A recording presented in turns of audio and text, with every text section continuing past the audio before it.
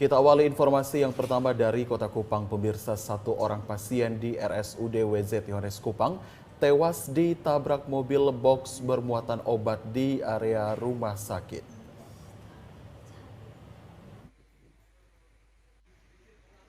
Sebuah insiden berdarah terjadi di RSUD WZ Yohanes Kupang pada Rabu 30 September 2022 siang.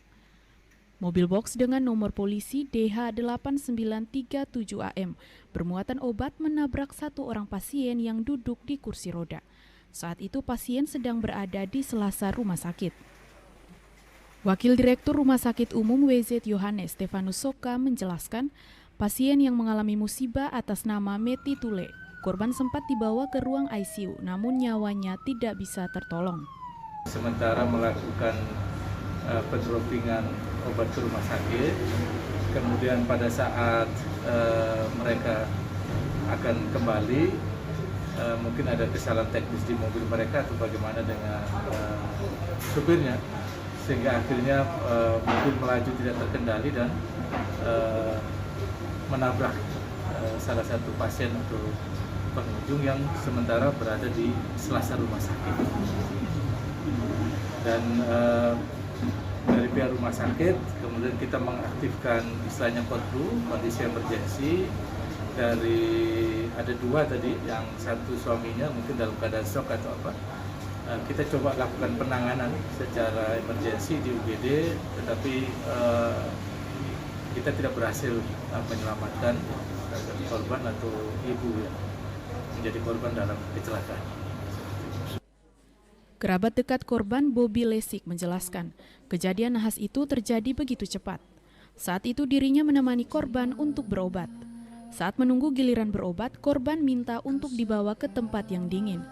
Korban pun dibawa ke tempat selasar bagian barat rumah sakit karena lebih sejuk.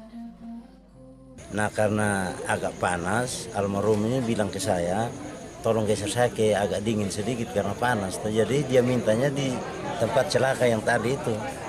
Jadi saya dengan dia di situ, jadi dia sementara telepon mamanya di Rote, kasih tahu bilang, "Oma, nanti sebentar setelah kantor datang sudah dengan kapal cepat jam 2, nanti jam 4 mau dekat-dekat di pelabuhan, suruh saya jemput lagi di sana toh." Nah, habis telepon itu ada satu handphone lagi yang biasa ditelepon ke sekolahnya. Nah, pas saya masuk keluar, mobil ini sudah start hidup dan siap jalan tuh. Jadi saya lihat kok kencang sekali ini mobil tuh. Jadi saya sempat kejar mobil ini tapi tidak dapat. Dengan sekejap itu dia langsung menuju ke almarhum, kan mepet di tembok itu. Kejadian itu terjadi. Untuk diketahui, pada bulan Agustus 2022 lalu, korban mengalami kecelakaan lalu lintas di Rotendao dan dilakukan pengobatan berupa pemasangan pen di kaki. Oleh karena itu, selama 4 bulan ini, mereka melakukan perawatan secara rutin untuk kesembuhan Meti. Namun upaya tersebut akhirnya berujung duka akibat mobil box pengangkut obat. Saat ini jenazah almarhum disemayamkan di rumah duka di Jalan Oe Bolivo RT 31 RW 13 Kelurahan Sikumana, Kecamatan Maulava, Kota Kupang. Dari Kota Kupang, Nyungki Malelak, TVRI NTT.